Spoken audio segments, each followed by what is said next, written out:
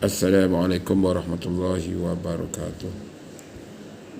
Para pelajar yang saya kasih sekalian, hari ini kita akan melihat kandungan pelajaran kita yang seterusnya, iaitu melakukan pendaraban suatu matriks dengan skala, penambahan, penolakan dan pendaraban matriks dengan matriks.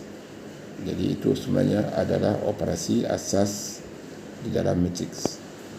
Yang pertama, mendarab suatu matriks dengan skala. Apa yang kita faham dengan skala? Skala adalah suatu nombor sahaja dalam matriks. Sebelum matriks itu dia darab satu nombor. Pemalah lah. Macam sini, A itu adalah matrik, ini matrik. So, ni kan matrik. Jadi kalau K itu satu nombor, 2 ke 3 ke 4. Jadi kita masukkan nombor. Jadi nombor 3 letak sini, darab semua. Itu namanya skala. K itu adalah skala. Jadi kita boleh letakkan sebarang nombor lah, bergantung kepada soalan. Cuba kita lihat penyelesaian. Jadi kalau darab skala dengan A ni, jadi semua ahli ni dia darabkan dengan skala. Kita namakannya skala. Kau boleh ubah ni lah. Darab semua. Sekiranya K itu nombor 5, darab semua dengan 5. Sekiranya K itu negatif 10, darab semua dengan negatif 10. Sekarang semua letakkan K sebelah. Itu yang dimaksudkan dengan pendaraban matriks dengan skala. Skala yang ada simbol K, yang ada skala lah, sebarang nombor. Cuba kita lihat di sini. Kalau didarabkan dengan A, B, C, D, jawapannya adalah kita buat matriks A darab K, jadi AK. Kita tulis sini. Jadi K darab A.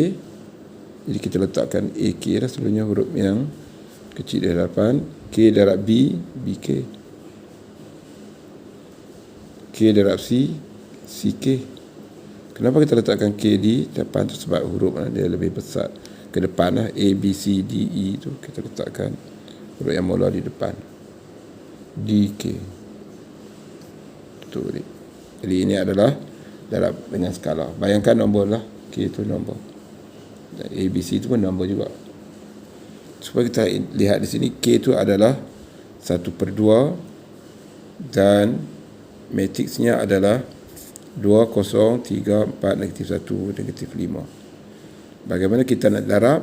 Jadi kita darab lah. Pecahan ini 1/2 darab 2, 1/2 darab 4, 1/2 darab 0, 1/2 darab negatif 1, 1/2 darab 3, 1/2 darab 5. Jadi pecahan didarabkan dengan nombor yang bukan pecahan ini, nombor integer biasa. Bagaimana kita nak buat? Caranya adalah kita darabkan dengan yang di atas saja.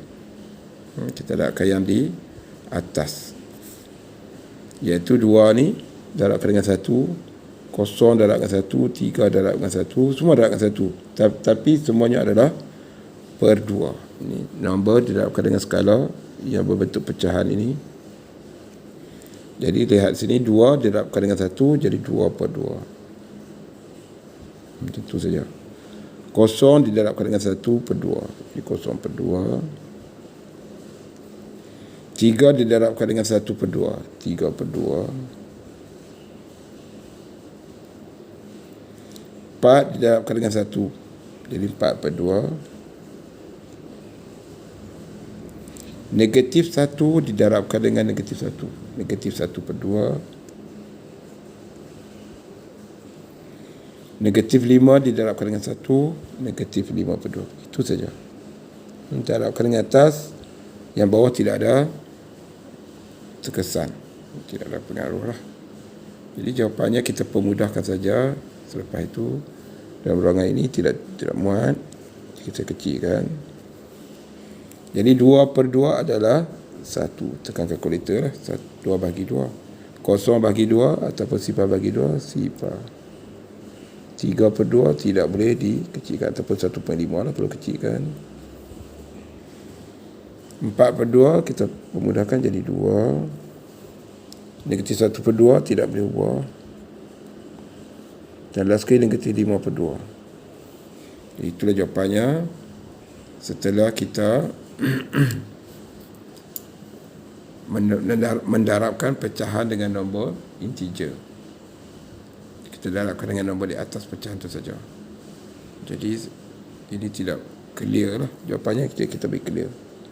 Besar tu tulis clear 1 sifar 3 2 negatif 1/2 dan last sekali adalah negatif 5/2. Macam tu. Jadi kita biasakan menjawab bagi sempurna jawapan kita di dalam kertas jawapan. Okey, kita lihat soalan seterusnya. Sekiranya kita sudah faham, kita akan lihat seterusnya. Ini nombor integer didarabkan dengan matriks. Okey, skala tu adalah nombor 3 didarabkan dengan nombor matriks. Jadi kita darab semua nombor dengan nombor 3. 3 didarabkan dengan 1, 3 didarabkan dengan 7, 21, 3 didarabkan dengan 5, 15, 3 didarabkan dengan 6, 18. Kalau kamu tak cakap, tekan kalkulator lah. 3 didarabkan dengan 3, 9. 3 didarabkan dengan 2, 6.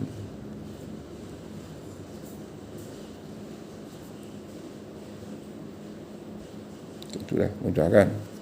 Kalkulator dah, kita hanya tekan kalkulator saja. Okey, sini sekarang kita lihat yang terakhir soalan ni. 4 kali 1/8 kali kosong kali semua. Jadi berarti skala ni didarabkan dengan semua yang berada di dalam kurungan. Jadi kita darab, kita letakkan kurungan besar ni.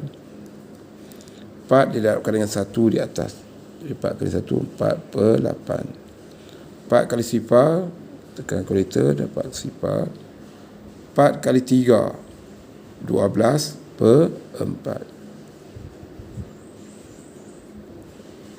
4 kali negatif 2, negatif 8. 4 kali 16, 32. 4 kali 8, 4 kali 16, 32. 4 kali 16 berapa? 64. Saya silap, minta maaf. 64.